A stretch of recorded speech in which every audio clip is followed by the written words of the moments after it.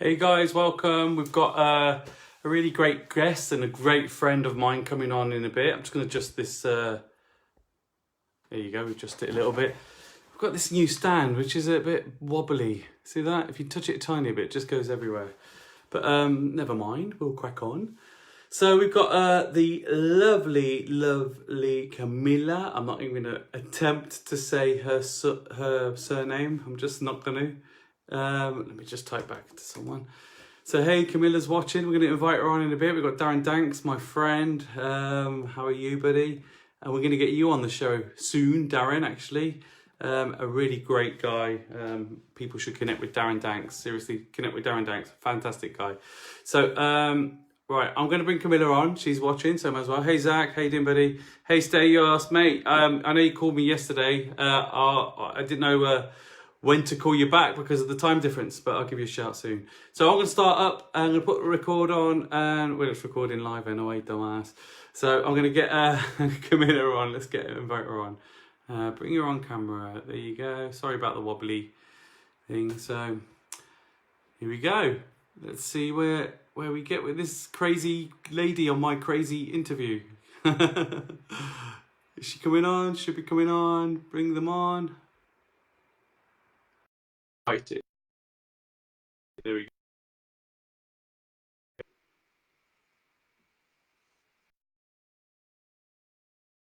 Coming in now. Bear with us, guys. Hi. Hello. How you doing? Is that going to work? Am I sideways? I'm good. All right, I'm with you. That worked better.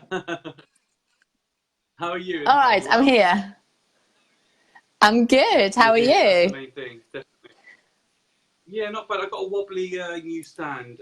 It's like, if I touch it a tiny bit, it just wobbles like hell. It's not, but it's like off a big arm. I need to find mine. Yeah. I'll have you. Yeah, and it's always away. I'll go for a walk to find mine. My kids disappear with them. Literally, they come in my office and they just grab things, like my headphones for one of them. It's like, and it goes. Yeah. So anyway. Yeah, sounds like mine. I've got mine. Yeah. They're crazy, aren't they? I keep forgetting there's a slight delay on the live, so I need to, pause a bit more. And I guess this is all learning, isn't it? At the end of the day, with these interviews, doing it through Facebook. I'm used to Zoom, to be fair. Cool. So, exactly. Are you ready, Kamila? Are you ready to be absolutely Wait, 2 grilled? seconds. Okay. Wait, I'm putting my phone on a stand. All right, I'm ready. I think I'm ready. Are you sure? Right, I'm cool. I'm all yours. Yay. Okay, cool. So, welcome to Mic Drops Up Close, Kamila. Like I said, I don't want to say your surname and get it wrong. Is it Zolak? Is it a silent W or? It's Wszolek. I knew it'd be wrong. Wszolek. Exactly. I knew I'd get it wrong. I knew it. So that's why I don't do it. So you are the service accommodation queen. So for people that are watching in my network, your network, that don't know what the hell service accommodation is, would you like to explain it to them?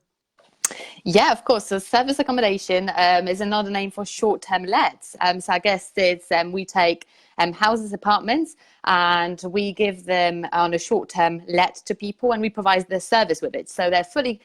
So if you've got all your linen provided, it's like a hotel really, but it's on a self-catering basis.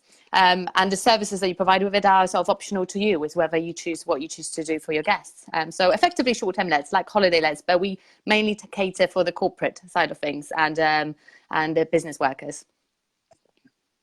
Brilliant. And anybody that doesn't know, still understand that, which I think is clear as day, just give Kamila a shout, because I'm not into service accommodation myself. No, I do understand the concept and so on. I just heard it's a lot of work. Is it a lot of work? Is it constant back and forth, or have you set it up in a way that you don't really need, or this doesn't affect you in that way? It is a lot of work if you don't do it right. Then it definitely is a lot of work. When you systemize it well and you put processes in place, it's fairly simple. You get your busier bits and you get your normal periods, like anything, mainly to do with maintenance and any problem guests and things like that. But generally, when everything's fine, we don't spend more than half an hour on the actual managing the business as it goes. It's on growing it that we spend more time.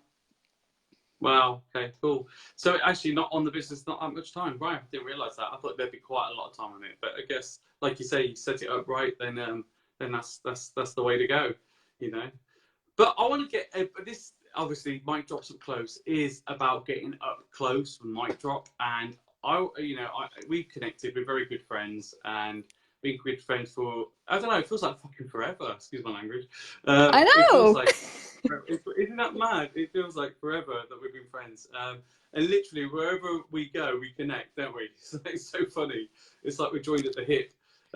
It's really funny. Yep. But what I want to get at, I want to get your personal story. So where you started and how you came into this sort of like world of property and investment, because you've gone through quite a journey. If you'd like to share with the audience, that'd be lovely. Yeah. Did you want me to go like down to the start, like to the roots? Just about a conception when you were just born. I'll start there. I was born at 32 weeks. I nearly died. This is true, actually. You even thought about that. You took a minute to think about that. That's terrible. No, I'm talking about, you came to the UK, didn't you? You've not been in the UK all your life. So maybe from that point there, yeah? Okay. So actually, that's a good point to start. So I moved to the UK when I was just turned 15, or just before I turned 15. When I was back in Poland, there's a funny story, actually. I was really involved in a journalism sector as a young journalist. I had quite a bright future. I had contacts in the TV, and I was reporting for sort of big national websites about winter sports, ski jumping. I had press accreditations to go to the events. I was really like hot within that group. I lied about my age to be able to do that. Yeah. I'm not surprised, Kamila. I'm not surprised. You're a bit of a rebel. You got to do what you got to do, right? Even I even had a boyfriend who was an international ski jumper. Was this international Swedish ski jumper? He didn't know how old I was until he came to visit me in England. But I'm going to keep that quiet. I was 16 then. Now he knows. My God. Yeah, now he knows. But anyway, so yeah, oh yeah, keep that out. I was 16. Shit. Cut. Start again. No, so I moved to the UK at that point. So I was really angry about moving away from Poland. Like, people will expect you that, you come from Poland, so you must have been really shit. It really wasn't. It was, we've gone through hardships, but at the point when we moved, we had quite a nice life, and I had bright future. I was in one of the best schools in my city, which you had to get in based on results. I had big plans. So when I got removed from that environment, put in a country that I didn't know, where nobody knew anything about winter sports, I had no future in that. Different language, so my writing time's kind of like over until I pick up my writing skills, and join a different education. Still better than mine. Oh, I don't know. Still better than mine. It's still better than most people. So you come over and just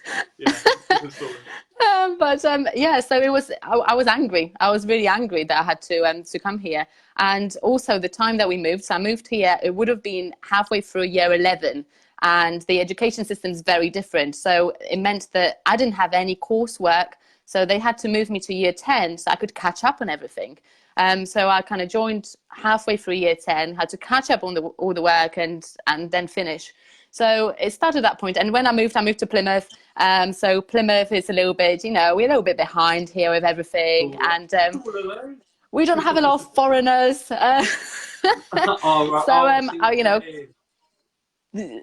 Yeah, we don't have a lot of foreign, or now, we didn't at the time.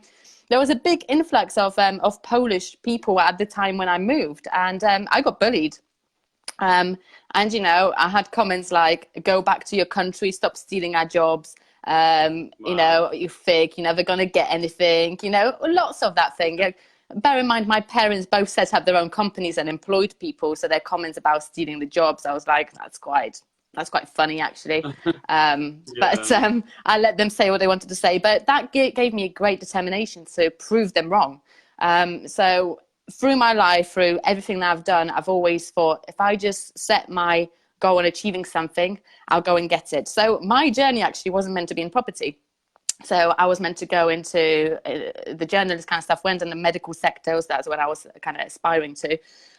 But then joined the finance, got offered a job in a bank at 17, decided to do that because I wanted to be independent, left home, said, bye, mum, I'm off into my own apartment. And she was like, yeah, you'll be back. I never came back. And kind of off the back of that, I involved in finance, as things worked. And my dad was, he wasn't a developer. He had a construction business. He did a lot of work for property developers, my stepdad. So I watched him do that. And my mum back then, I didn't know about this then, but she had a holiday management company. So she did cleaning, changeovers and management of holiday properties in the South Hams, which is funny that now I'm in SA because I didn't link the two. It's not something I considered doing. So I saw them do stuff. I watched Homes Under the Hammer, as you do. The most like motivational program out there for amateurs. So so did that, and then decided to buy my first house when I was 18. I made my ex-partner do it. I pretty much bullied him into buying a house with me. And he didn't want to do it, and I was like, I really don't care. It's just what we're doing. And it was a repossession, and we started flipping houses, and that's how our property journey started. So that's that, and then it kind of like I did different things in property. Did you want me to go into how I got into SA? Yeah, that's what I was. What made you choose SA over? Because you've done training in a very good friend of ours, his network, Rob's, and you picked one sat well with you. Is it because of your mum's background, would you say, or your personality? Because sometimes personalities work better or is it just because you just clicked better and had more money or whatever? I don't know. What?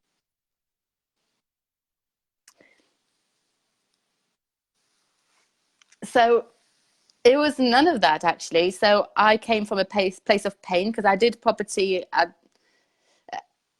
just picked it. No, so it's me and my ex had a property business, and we did buy-to-lets, we did flips, we did, we're just about to get into HMOs, and I ended the relationship 10 years, ended it. Obviously we got children together, and we had to sell the portfolio. So we ended up in probably joined between us 100 grand of debt. Because that portfolio was built really quickly, and then when we sold it so quickly, it's just we just lost a lot of money in it.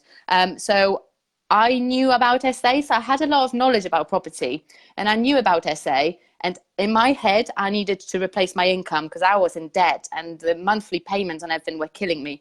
I knew that I wasn't gonna last long on my midwife salary.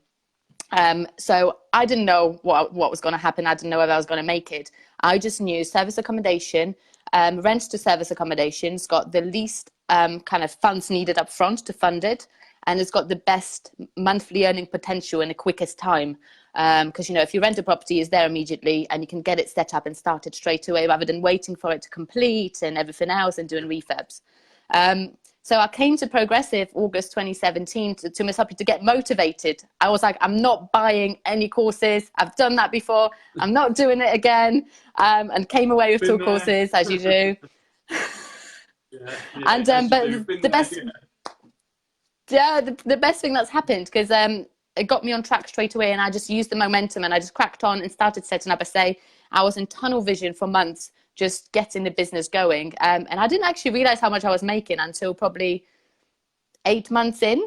I sat down and I worked out what I was making. So I was like, there's money coming in. I remember your post. You're like, ooh, I'm doing quite well here. Yeah. I remember you posted. Yeah, and I wish I didn't know. Yeah, exactly. Yeah, you can carry on. I wish I didn't know, because I got scared. I got really scared. But it's good because it made me seek a mentor at that point, and that's how I came across Rob as a mentor. I ended up being invited to ICME. That's how we met.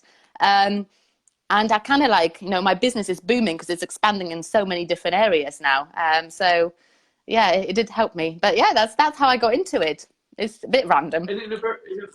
And a very short period of time, you've really gone like from sort of not being known to being right up there, very well known. And I mean, you're naturally a likable person. Like literally everyone that gets to know you, I think, likes you. You know, you just got a really bubbly, very honest, very genuine personality, and that's why I connected with you a while back. You know, and you came and joined me as well, didn't you? On my own, I do my own little bit of training, marketing training, my little mastermind that Camilla's on. Yeah, so it's funny how, I mean, like you did a live recently, and I've talked about it a lot, where people just need to be themselves, be you, and the people that need to connect to you. And I talk about attraction marketing a lot, actually. I do it on my talks, and you do it naturally because you're just being you. You're not giving it what other people are saying or thinking. And some things might grate you and irritate you because we're human. We're not made of steel, but you still stay strong to being you, and that's the key thing. I even put a post not too long ago about sharing about, you know, the ad espresso marketing geeky stuff. They've Facebook have allowed a way of checking everybody's ads entirely, and so really people can copy a lot of people's stuff in marketing, and the only way you can really truly be different is by being yourself. And that's really where you're going to get the best KPI in terms of marketing, not just for throwing it all out there, you know, and the people will connect with you. And you've done that exactly how you should have, because rather than pretend to be someone else, you are being you. And I've got a lot of respect for you for being that way. It's something I really hold true as a good, one of my main values. Yeah, some people might knock it, but it's one of my main values, you know. But you've done really well. Thank you. And you're welcome. Another quick question is, how are you getting on my mastermind, first of all? Are you enjoying it? Is it good? Yeah, I'm going to do a bit of feedback. It's good. It's good. No, it's really good. I mean, there's so many things that like I don't have a clue about it. You know me, like I am just don't know anything about technology other than how to work a Facebook. Like barely, not very well. No, you're good. I can press a live button. That's it, and have a fight with people. That's my speciality on Facebook. But yeah, it's really good. I mean, like yeah. I mean, things that you said to do, I wouldn't even think. Yeah. I remember you posted, this stuff works. like you post, it does. Like the first thing, that's what I'm like. Like you tell me to do something, I'll immediately go and do it. Like I won't wait or think about it. I'm just like, I'll just try it straight away. Yeah, I think that's why you're a good mentee, because and you're a good mentor, because I believe actually leaders always need to be learning, and mentors need mentors. And that's why you train yourself, don't you? You do your own service accommodation mentorship and mastermind, and you've done that very successfully. And I really believe that people that think they know it all, they really haven't got a clue. Things change. You know, I don't know it all. You know, something might be working at one point, and then they change the whole system up. I mean, it's crazy, you know. I mean, some platforms might not even be here in 5 years' time. You just don't know. I mean, remember MySpace? You know. So exactly. I mean, it's crazy. So you are really smashing it up, doing really, really, really well. And I think a lot of it's to do with your personality. You're very likable. But I also think, you know, you are very intelligent. And, you know, I wanted to ask you, yeah, you are. I just went to go and do banking. I just decided to do this thing. I decided to train as a midwife. I mean, come on. Of course you are. We have a joke in our family, because I'm in a family of very strong women, and there's a running joke that all of them got the boobs, but I got the brain. Oh my God. No, I think you've got it there. You might be hiding it a little bit under your personality because you're just friendly and bubbly and so on, but you've definitely got it there without doubt. Thank you. So would you say that's, I mean, there have been posts that we've discussed things in the past as friends, because we're very good friends, but there are people that sort of like will judge you for being a lady. And I like the way you've been proud of holding that name with the SAgirl stuff. You know, it's really good. You've had a lot of women come your way, actually, and want mentorship. People that might be not fully what's the word, confident to get out there like you have, and you know, you seem to be getting, and they're really helping quite a lot of people, which I think is amazing. You know, it's something that, you know, I've got a lot of respect for, and I think it's brilliant what you're doing. But so would you say, have you noticed the more that you've gotten out there that these people, that's becoming more of your target market? I know it's open, but has women become more your target market in your business, would you say? No, however, like, this is a strange thing, because I get on with guys really well. I've always been more of a tomboy because I joke a lot. Sometimes women just don't get my humor as much. So actually, I get on, like, you know, we're really good friends. Like, you know, there's so many. If you think within our network, I'm mainly friends with the guys. So I don't market to women alone. However, I am the biggest supporter and protector of women out there. Like, if anyone jumps in on a fellow woman, like, I will rip their head off. I'm not joking. Like, honestly, if they're there to do that, like, I'm the biggest person, like, supporter of women, women's rights and choices, because I do feel that in business, it's not as bad anymore, but we have a bit of a disadvantage, and people make assumptions because you're a woman, you stand behind a man, which is, you know, working with a man, there's nothing wrong with that, but there shouldn't be an assumption that you just like a sidekick to someone. Like, why you can do things alone. So I have nothing against people working together as, you know, in partnership with their partners. That's great if you have that. You know, I haven't got that. But I also believe that we shouldn't be, you know, discredited for being female, because it's especially property and business is generally like male-dominated area. So, you know, sometimes I feel like I have to prove myself more as a woman before I get the respect. But then I think that's my twist on it. When I gain, like, men's respect, I think that I have actually advantage over other men. And it's you know, someone in the community, like, one of the mentors, I'm going to say it, I'm not going to mention which one, but one of the mentors, I personally feel that he didn't like me, and he thought I was a bit full of it. And I had to prove myself to him, I felt, not with actions, like just generally what I did. He had to believe that actually I did know what I was talking about, and it wasn't just all for show. And I think he needed to get to know me. And now I do feel that he's on my side and he supports me. And I feel that I can go to him. So I feel that I've got that bond and connection. I know that I could sort of depend on his help when I needed it. Whether more than the guys, I don't know. But yeah, so it's balancing it out. But yeah, so I don't market mainly to women. But I think being a strong, independent woman, women do come to me naturally. Yeah. That's what I mean. They you know, where some might not feel confident. I think there's an area there where people will be connected to you for that reason. They feel more able to connect with you because of the same sex. Because you know, it's true, women can be treated very different, and men can as well. Don't get me wrong, but there is a dominance there. I've got a very good friend, Laura. She's smashing it really well with speaking. She did an Andy Harrington gig, and she's really killing it. And her whole thing is about equality and all this kind of stuff. She's brilliant. She's brilliant for women's rights and so on.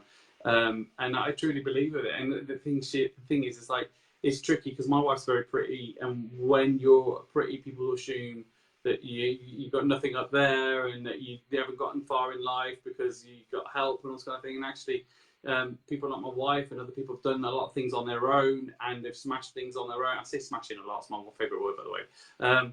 And they've done so well on their own. And it's in many ways, it can be harder in many ways because people judge, people mark. When she was younger, she used to get a bit picked on it at school, you know.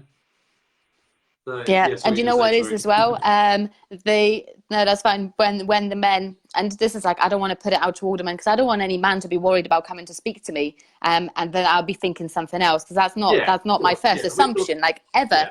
However, it happens a lot. You know, if you get a man that comes and speaks to me within a network and they're successful, then they automatically, rather than trying to be a friend and be a network, etc., they try to get in my pants because I'm a girl. So if they interact with me, then like, I don't know. Sometimes I've had it a couple times where people have been talking to me, and it's all been talking about business. I never like go into that kind of stuff. I'm not really business is business, and that's it. I don't mix it. Throw something in.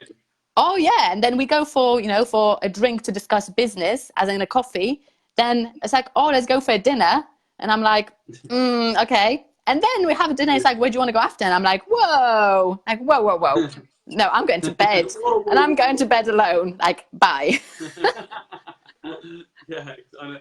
I mean, I can't say I know how you feel because I don't know that. Bold, fat Greek guy is not going to have that problem. Don't worry. But no, at least I'm thankful I don't do that with ladies. I've never done it with you or other people. So that's what I'm proud of.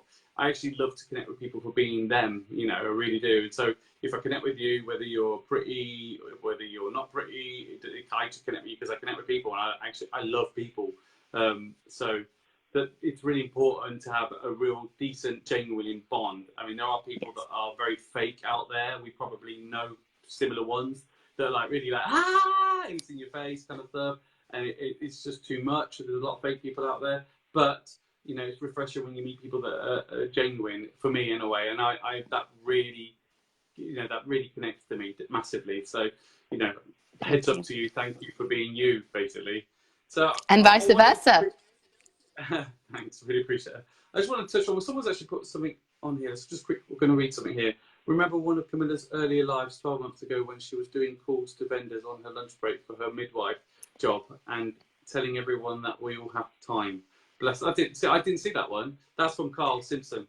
Yeah, exactly. No excuses, man. I mean, that's exactly it. I mean, we should never have excuses. I mean, you know, I don't have it. I've got to crack on. I've got a severely disabled son, and you know, life's been hard, and you know, tried to go through creating different businesses throughout my life, but through this stuff going on, it's madness. But you're still going to find time to do it and do it for the right reasons. And your why, wasn't it? Your reason why. It's my reason why is my son.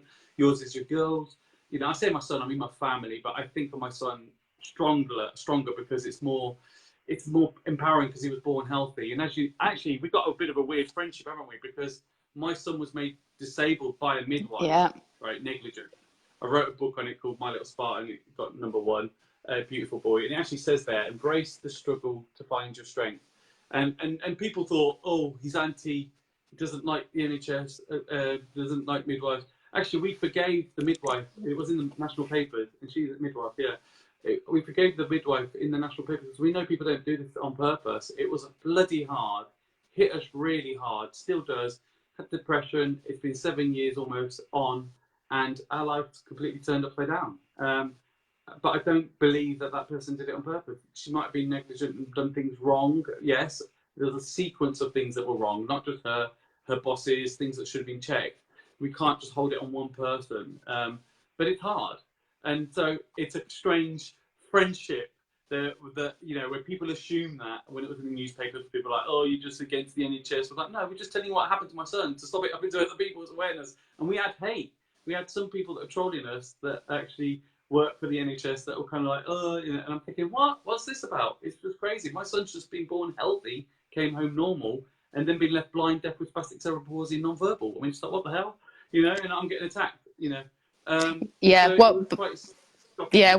you've got, it takes a lot to forgive someone for something like that, because no matter what they say, they can tell you that the NHS is busy, they can tell you that it's sometimes a simple thing that's been missed. It doesn't matter to you. Like, at the end of the day, like, this has changed your life and affected your baby. Like, no matter what they say and how they defend, and that's negligence, and you don't want to allow that to happen to another child. So I always encourage my patients, if something's been done wrong, please report that, take it forward, because people need to learn from that. And for you to forgive, that takes a lot. Like, I don't know that I would ever be able to do that, being honest. No idea. Hard. So that's really huge. So yeah, thank you. I mean, the thing is though, there was a sequence of mistakes. So I mean, you could argue, we've got good reason to be, you know, very, you know, not forgive and so on, because it was, I mean, it's almost classed as a never event. A never event in the NICE guidelines, which is the guidelines the NHS go by, is something that it's basically, if they did operation on your stomach and they left some scissors in there, that's classed as a never event. It should never happen. So there's things that are in place that, you know, they're supposed to cover and sort of almost check box off. Real basic stuff like, are they feeding? Have they done a stool? You know, what colour are they? You know, within 72 hours, if they're yellow within 72 hours of birth, you need to get a blood test, because that could be something called pathological jaundice, not physiological. Pathological is poisonous, and basically it's going to cause you brain damage, like my son. And that can happen from all sorts of things like blood incompatibilities. It can happen from the heel prick, the vitamin K they put in your heel, that all babies get. Babies can have a reaction to that, which is what we think my son had, and so it's crazy. But these things are nothing if protocols put in place and actually adhere to. But it wasn't on several occasions, even people above her. But we had to forgive. We had to forgive, and like I said, it's just beautiful to see how our friendship's grown naturally, and you a midwife, it just sort of puts the fingers up to all those trolls that kind of assume stuff, I love that.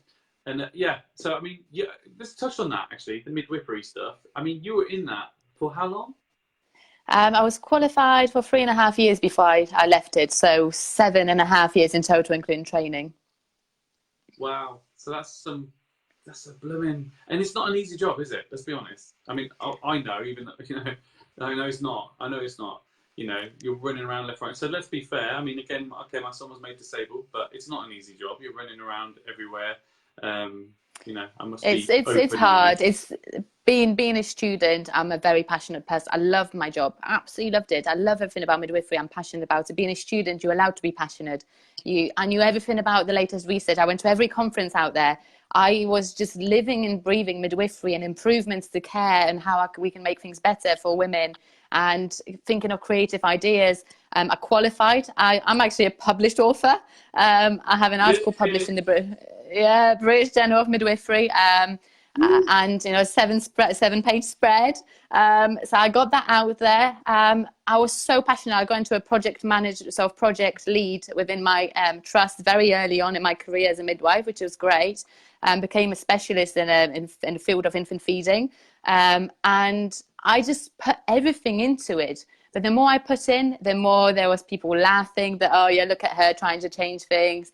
People just like not taking you seriously. I would give my time, my money into the NHS to improve things, and I was just getting nowhere. And at that point, I was like, you know what? Stuff you, because I'm going to take that and apply it in my own business and do something I'm passionate about without being stomped on all the time.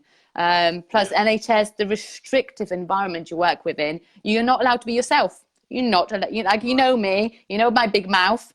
Like, I was in trouble I'm not all the time. I'm too scared. Imagine this in the NHS. Like, oh my God. Yeah, the management weren't my friends. HR, if my name came out in HR, they were like, for God's sake, not her again. Yeah, so it's a shame. It's a shame because I absolutely loved it. And I wanted to be within that niche. That's what I wanted. But I just felt it was suffocating me. It was killing my passion and for life and everything else. Yeah, I've got a few people asking what is mic drops. So obviously this is a new channel podcast that I'm doing. I'm going to put the link in the actual. There you go.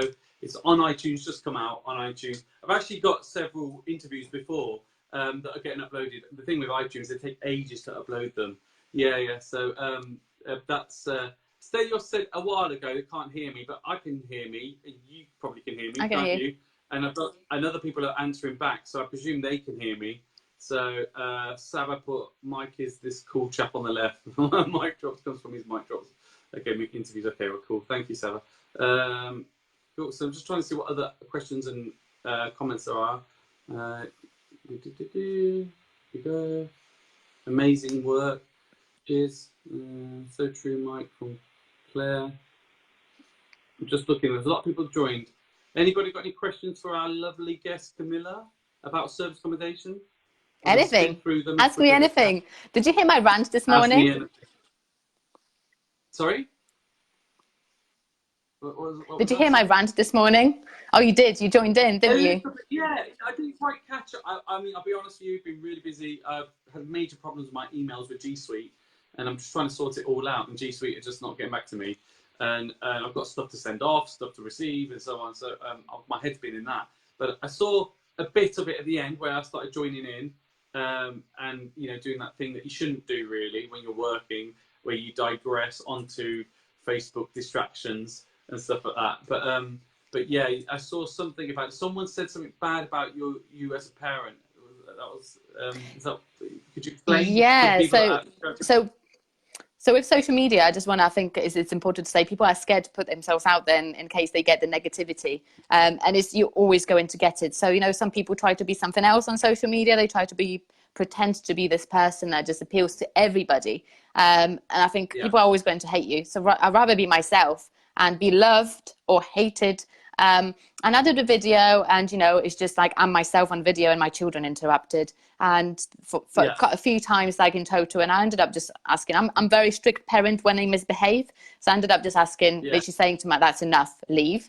And someone from that like few seconds snippet of a video said that I've acted inappropriately. My parenting's not up to scratch. He doesn't have any children himself either, by the way. You're in a meeting at the end of the day, aren't you? It's a meeting. It's exactly. They know.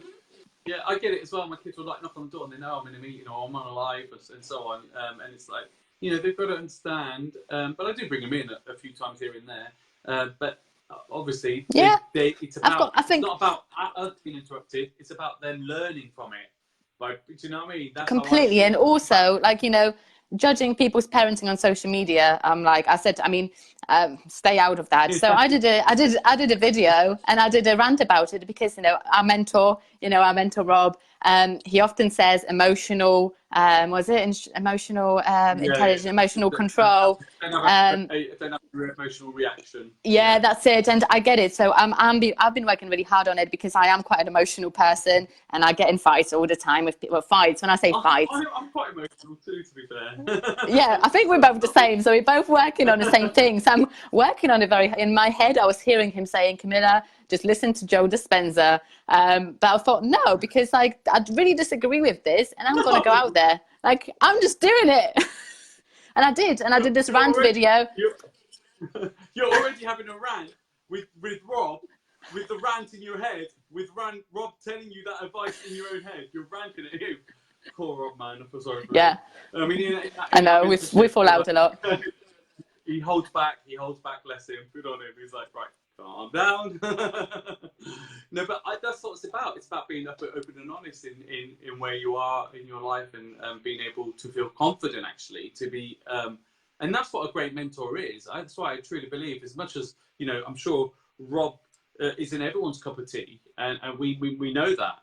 But that's the whole point. They're not supposed to be everybody's cup of tea.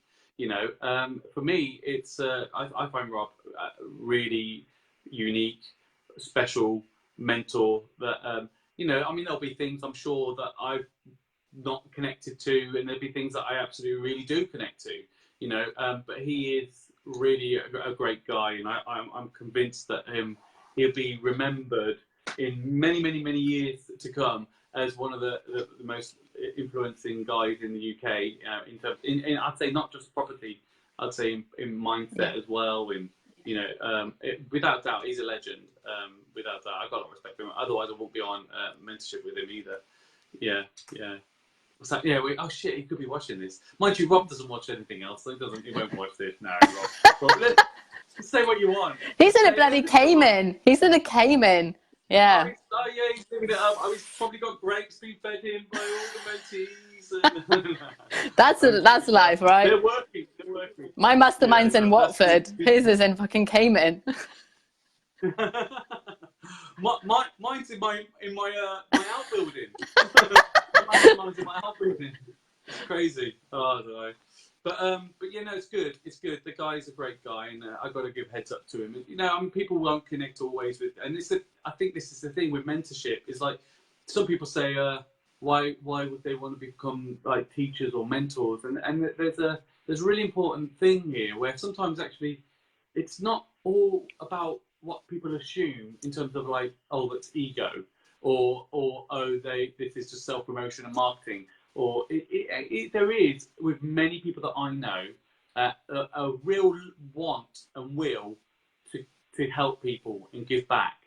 And people do not, they're skeptical on that. They do not fully believe that, which is a shame. Because actually, when you get to know certain mentors personally and up close, you realise there are people there are ones that care. Don't get me wrong, there are people that don't as well. I'm sure there are.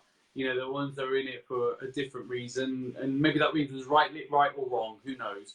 as long as you can get some value from it, that's all that counts, you know, as far Exactly. as I'm concerned. So yeah, so you've got your own mentorship as well, and do you want to tell people about that? Share that with Yeah, people. so I got pushed into it. I got a bit of a kick of the backside by Rob and co to do it because I've people have been asking me to mentor, and I didn't feel that I was ready or I was in a position to. I just didn't feel that I was good enough. So he said you should do it. So I decided to bite the bullet and launched. I sold out. Then I relaunched. I sold out. And then I thought I've still got like so much, like so many people wanting to work with me. So I've started a mastermind, which is actually our first session is this Sunday. And we've got 9 out of 10 people on a mastermind, on a 6-month mastermind. So I help people to set up their service accommodation businesses. So whether it's set up or scale or grow, they come to me to know how to get their deals, how to get legal compliant, how to set up, what to do, how to speak to agents, how to grow these Yeah. direct bookings. Basically everything that I've done, I'm just literally giving them, so they get access to everything that I have, and they have my WhatsApp, and I'm available to them for 6 months non-stop. I know, I Oh, you're know. like me. I give too much. I give too well. You know, you're my mastermind. You know, my mentee, my mastermind. I mean, I literally people can contact me anytime they want, and I've sat there on the phone and helped them. I've even built some Yeah. funnels for them. You know, But I think that's what's and stuff like missing. I that. think that's what's unique because, you go, a lot of people go to these masterminds or groups and, people I'm speaking to, like at the moment, someone I'm speaking to that's on a mastermind and on a high level VIP, on sort of like a mentorship. And, they were saying that, but it takes ages to get your responses for individual things from within that group because you don't get that access. So for me to provide access to myself on an ongoing basis, I mean, there's a policy. So it says that give me 24 hours to reply to a WhatsApp message and 48 hours to an email. I normally reply before then, but I want to allow myself that time because sometimes you have urgent things that you just want someone to help you with or answer your queries. I think that's a very unique thing that I'm giving, and I think that's been the biggest help.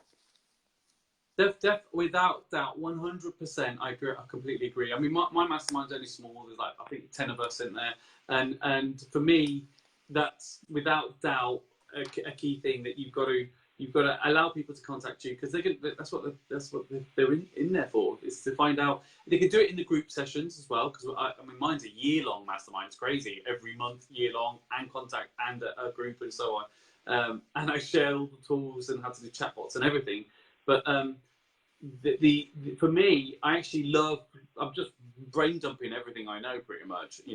So a lot of the people in the group are already using some amazing stuff with great results.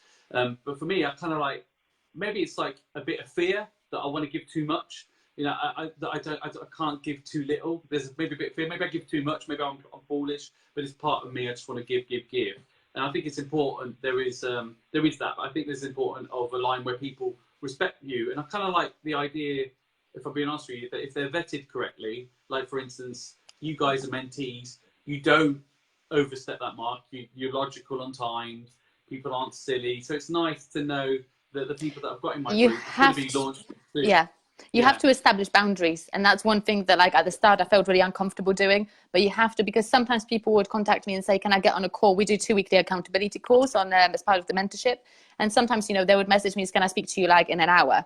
And I used to go, yeah, and just put them in. And then my diary's so busy, like I can't allow that. And, and people will still try. I said, you need to pre-plan and pre-book this in advance.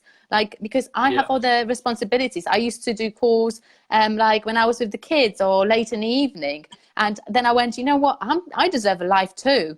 Like, and they'll understand. Yeah. That's the thing. They understand and they're fine with it. And if anything, they respect your time more because you set these boundaries in place. When you don't respect your time, they're not going to respect it either. So ever since I've been a bit more strict, I've actually felt that the conversations we've had and they've been better quality because they know they're restricted to that hour we have, for example, or, they have to really think about what you're going to get out of me. And yeah, I have sort of more respect. Yeah, absolutely. I'm the same. I was never really sort of like as blunt.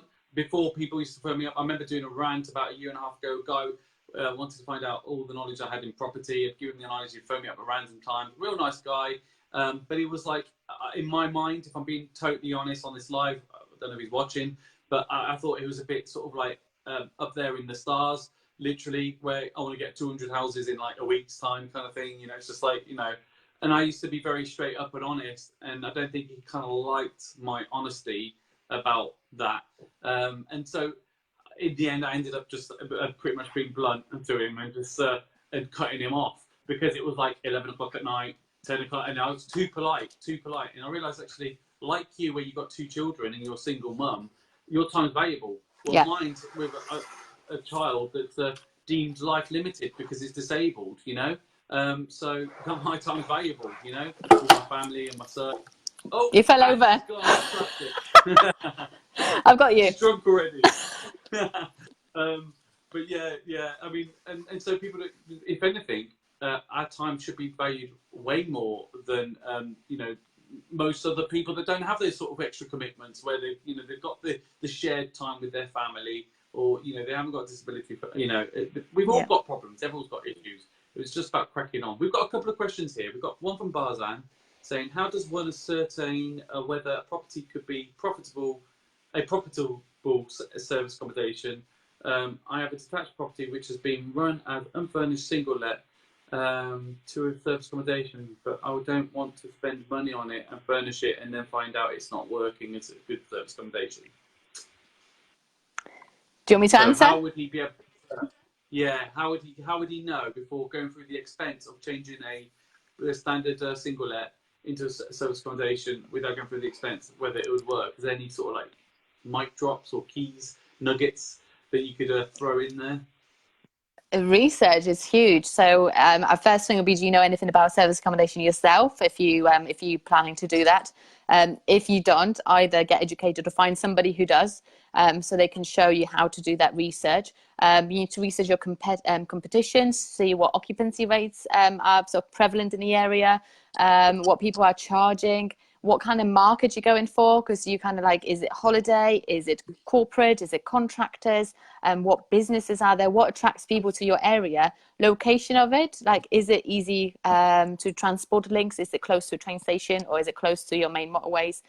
There's a lot that goes into that. You have to research also size of the property, you know, your cost of running versus what you charge. You want to break even about 40 to 50%. So I've got a DO analyzer that I just chuck all my figures in, and it's got all the costs there, and it just works out occupancy and the income based on occupancy rate.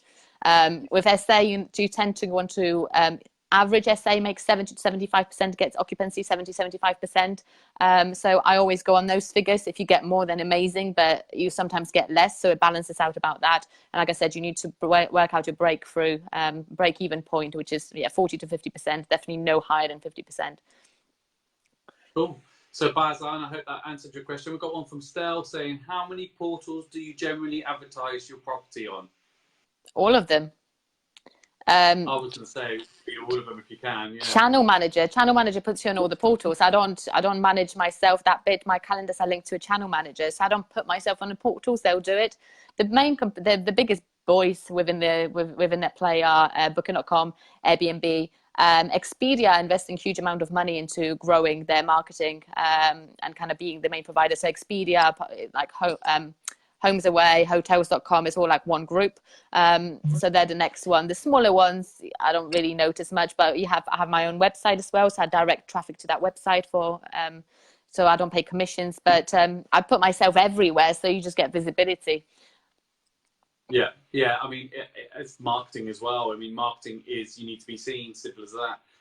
You just need to be seen, and then, you know, if your message or the properties work with people, then they'll want them.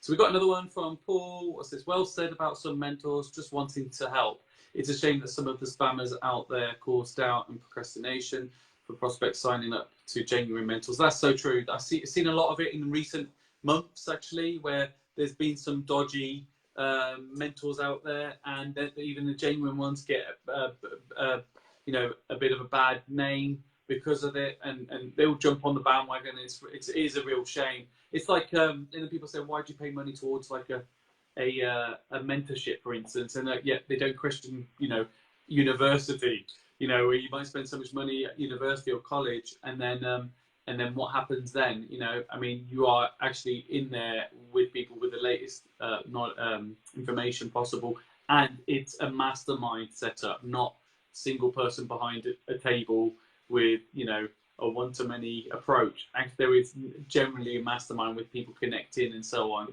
That's very different to university, where, I don't know, my university was a bit of drink and a lot of smoking and stuff like that. But hey, we won't go there. When people jump in on anything. It was a bit like the after party. It was a bit like the Expert Empire's after party. Actually, was my university life. Yeah. I don't know what you're talking about. Oh, yeah. I mean, obviously, Kamila was in all the photos. We had them with Jane's photos, everyone else's photos. I mean, she was there. But yeah, and it was great. It was a good night, though. It was a good event. Really good event. And again, events is another thing. There's some events that are worth going to, others that aren't. We've got a really, really, really, really fantastic one coming soon, which is the actual super conference. I'll drop the link in below. So whoever's going, yeah, 10x super conference. Yeah, exactly. 10x super. Thank you for reminding me. He's got 10x in front of it. We've got Grant Cardone going there. We've got Mark Homer. We've got Rob Moore, and there's a few other special guests as well coming.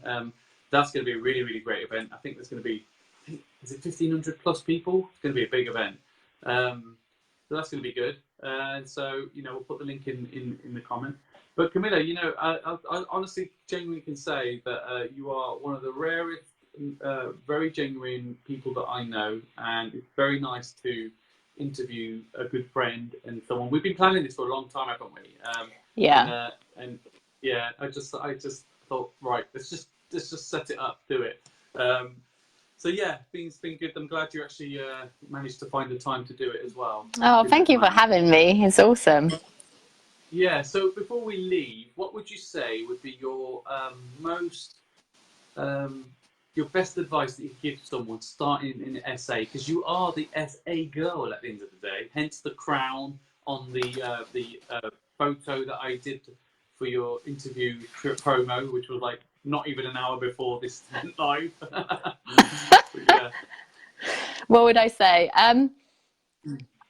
Don't be afraid to just go in. I think focus is really important. So it's something that I talk about a lot, is when I focus on in one area, you're 70, 20, 10, people talk about it. Pick one area, get good at it and put all your effort into it. And then sort of shift it and move on. And just, you have to be willing to take risk. People expect to get the result, but they're not prepared to take the risk. So I would say you should take the risk. You just need to go out there and do it, but get educated. It's the best money you'll spend, because you'll save yourself so much money in the long run, not making the mistakes that other people would have made. Or, you know, if you get an SA deal that's wrong, you're going to cost yourself a lot of money. It can go very wrong. So education is huge. So I would say get educated, use the momentum, get out there and do it. Share your journey. Share with people what you're doing. Use the social media. Social media has been huge for my growth as a brand, to expand in the ways I never expected to expand or even go into. I never planned to be a mentor or to do training. It's not something that I ever considered. I was just going to have my own portfolio. I never planned to deal package. And network with people. The reason I joined our mastermind is, I mean, when they let me in, I couldn't believe they let me in. Because I remember speaking to Rob and I was like, seriously, I was like, I'll be the worst person on that mastermind, like literally the worst. I was like, I feel sorry for the rest of the group who have to sit with me, because what the hell are they going to learn from me? Honestly. And I said to him, and he was like, did you not say that's what you want? And I was like, yeah, but I was so scared coming for the first session, because I was like, they're just going to look at me like, who's this peasant? What is she doing there with her but get supported by people that are where you want to be, because you will naturally lift to that level, and just the mindset and, you know, and the connections you make and the friendships you make. I mean, like you said, you know, we're really good friends, and like there's so many people within our group that we've become friends with. We're not just like, you know, just see each other once a month. It's like we've become friends. And Tigger, a really good friend of Gordon, mine. Gordon Bertram. Shout out for Gordon Bertram. What is it? What's it saying? Tigger. He's always jumping up and down. What does he say? What does he shout every morning? Like, it's a phenomenal. Yeah. It's a phenomenal time to be alive. Time to be alive. All that. Yeah. Yeah. He's a really Really, really great guy. Really, really great guy. Actually, that's Matt Elwell, another great guy, who's a brilliant, brilliant, brilliant, brilliant bloke. He started off that kind of like that wording. Really, really great guy. But yeah, now we've got another question. So I think, if you don't mind, before we go, Yeah, go for it. Throw it out there. Cole Simpson's asking, rent to service accommodation or deal packaging, which is the quickest in your view? I guess it allows specialised and then package, you know. So which one would you say is the quickest, rent to service accommodation or deal packaging? Which would you say deal packaging work? Deal packaging gives you chunks of money really quickly. But with deal packaging, you have to continuously do it to get that money. So I would say quicker, probably deal packaging, because don't forget, when you set up your SA, you're not immediately running at 70% occupancy. You have to build up and you have costs. So you have to, you have to spend money on a unit that you get. With deal packaging, you have no spending. You just find a deal, give it to someone, and you take their money for your knowledge, expertise, and for getting that deal. So time-wise, it's probably deal packaging, but service accommodation is an ongoing, it's a business, so you have to grow it. But once it's established and you have your clients going in and out, it's more passive income. So that money just comes in without you having to constantly find those deals. So if you can mix both up, great. If you're just looking for, it depends on your strategy. If you're looking for chunks of income and you're just committing all your time to that, then deal packaging is fantastic, and not just in SA, and so many different strategies. So it depends on what you want. Like I have both. I didn't do SA to then deal package. That wasn't a plan, but I did SA and I want to grow steadily. And I have time now to do other things. So I'm packaging it because it's a separate stream of income. It also gives me protection. So I didn't plan it on doing that way, but naturally, it's just I wanted to deal package, and it's like, what's best for me to deal package? It's my niche. So yeah. You focus, like you said. So you focus. That's what I did. I mean, I come from a marketing background, design and marketing. Actually, I studied multimedia design. Actually, my friend Phil, he does computer games, 3D graphics for like a lot of like PlayStation games. We were in the same training together at university, and at the same course. And I came into property obviously after my son was made disabled. And I can guarantee you now, whilst I was training in property, knowing you that I did marketing or design or come from that background for 20 plus years, because I put all my focus into, I am a property investor, doing commercial to residential to HMOs and so on. And I put all my focus into that within 1 year. And I've always said I never wanted to be some big hot shop with like thousands of properties and hundreds of properties. I just wanted a few. I just wanted a few to get stable, to be with my son. It's a vehicle. I didn't want to grow huge. It's something I still stuck to, and integrity is key. That was my goal, and that's where I stuck. So I stuck on five in total, and that felt comfortable with me. And I'll source there's people here like Stell connected to me, want to invest with me. And there's a few other people that have done the same thing. When I find the right deal, I'll share it with them. I'm not going to just go in there and just package off deals like it's money, just because that's what I want to do to create a business from it. Because I'm personally a bit like you, where it's got to really work for the investor, and I'm not going to. They don't come out of the sky. Otherwise, people doing these deals would get them themselves. People forget that a lot of deal packages would actually just get the great deals, and the other ones that are half decent, will generally pass them ones on.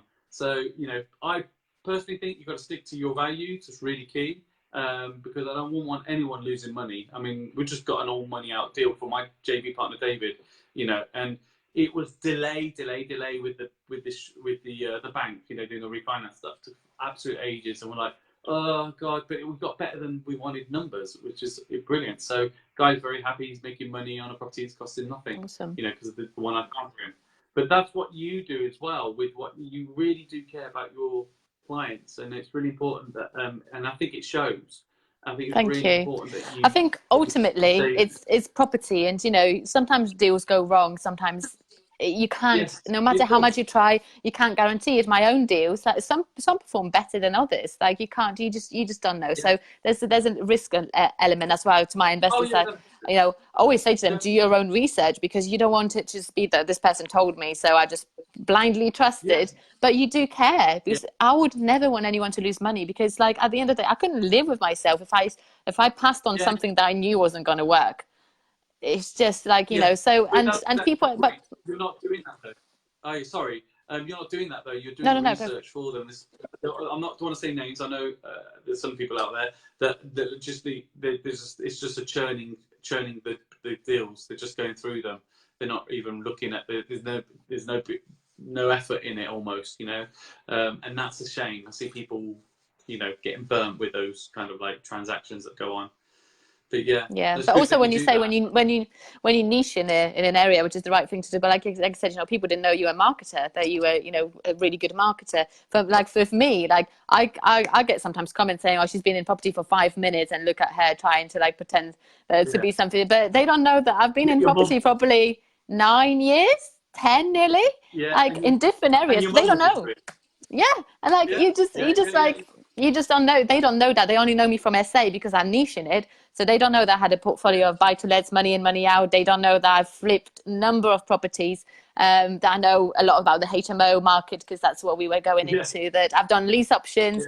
That package purchase deals for. That they don't know that because at the moment my niche is this. It doesn't mean that I come from a finance background. Like, so, you know, sometimes you get people assuming that like, oh, you've been here for 5 minutes. Why are you going and telling people to do this when you've got no experience? And, you know, like I just let them think whatever, because sometimes, you know, my knowledge talks for me. Like I don't have to, you know, make out that I'm something. Like I don't have to explain myself.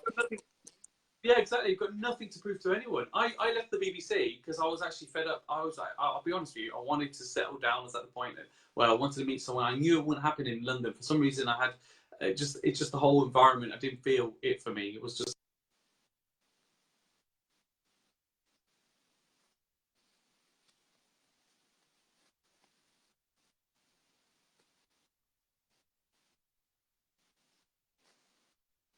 In my hometown, when my parents set up their business, which they've got a chip shop. They had a restaurant as well, and surprising to a lot of friends, I actually went and helped out and ran that shop with my brother. And people were like, "What are you doing? What are you doing?" I was like, "Actually, no. I came for sanity, not for the look." And I still carried on my marketing design on a separate business. I could do that. You know, you can do that. So I did both. But people do assume it's crazy. They do assume. I actually even had people that saw me from the restaurant business and they'd see me in the street, and I might be in a suit after a meeting. They'll go, "Oh, you're looking rather dapper. Where have you been?" And like shop. I'm in a suit, and you'd explain to them, "I just met up with a client and so on," and they'll be like, "Oh right," they almost like assume that if you've got a restaurant business, like you're dumb or something. You know what I mean? And it's just crazy. So I truly, genuinely don't give a flying F about anyone and their opinions. I never have for many, many, many years. The only one that did hit me hard was when they judged my son in the situation by someone who's made disabled, and there's all sorts of keyboard warrior trolls, sort of people saying he's better off dead, you know, like because it's a consumption on the resources of the NHS. But that was just awful. Yeah, there's some sick, and it went on forever. Like I was the sort of person that would reply back. You know, I wouldn't be the sort of person that just sort of like, "Thank you for your opinion," and just leave it. Everyone I'd reply back, and there might be like 100 bloody 200 replies on the BBC bloody news online news channel, and they wouldn't even delete it. I'd message it to them, they wouldn't even delete it. It's like crazy. And I used to work at the BBC in London. There you go. But hey, it's the way it goes. But I really just want to say a massive, massive, massive thank you to you. I'm no doubt see you at the next mastermind meet. And you know, you've been a brilliant, brilliant guest. I don't know. I think we better call it a day because it's been over an hour, I think. I've got a duck hunt to go to now. A what? A duck hunt. A duck hunt. At my children's school, I've been invited to a duck hunt. Don't say that wrong. You said it wrong. Your accent's saying it wrong. Oh, did you hear the other thing? Oh no! Oh no! Don't say that dog. Don't say dog hunt again. Duck. It's ducks. Quack quack. Duck hunt. It just sounds wrong. It's sounding very rude. I'm not hunting for that. Actually, why not? Just say it a few times fast. No more. Okay. No more. We'll cut it there. But no, you've been a great guest. Thank you ever so much, Kamila. And I think it's amazing what you're doing for your children. Do you know what? I've been messaged quite a few people to get my wife on this, and I thought, yeah, she is, because my podcast is about business, marketing, and mindset. And actually, I think for my next interview, I'm going to get my wife on. I'm going to try and churn them out this week because I've started this podcast. I'll start piling them all in. I'm going to get my wife on because she's my biggest superhero here, and she's amazing. She's like you. She's a strong woman. She comes from a family like you, with strong sister, strong mum. Her dad died and everything. And you know, they've gone through a lot of crap. Obviously, my son was made severely disabled from being born healthy, and loads of other crap, cancer scares and stuff. So she's definitely, I'm going to put her on. Just thought of it just now. You know, you've inspired me because she's such a great, lovely, beautiful woman. And you know, you've inspired me to get her on here as well. But thank you again, Kamila. You've been. Thank you so much for having me. You are more than welcome. You take care. This will be on iTunes soon. I'll catch you all soon. I'll edit the video after, and I'll put the link to my iTunes podcast. If you don't mind supporting, I'd appreciate it. Thank you ever so much. Thank you. Take care. Bye bye. All the best. Mic drop. See ya.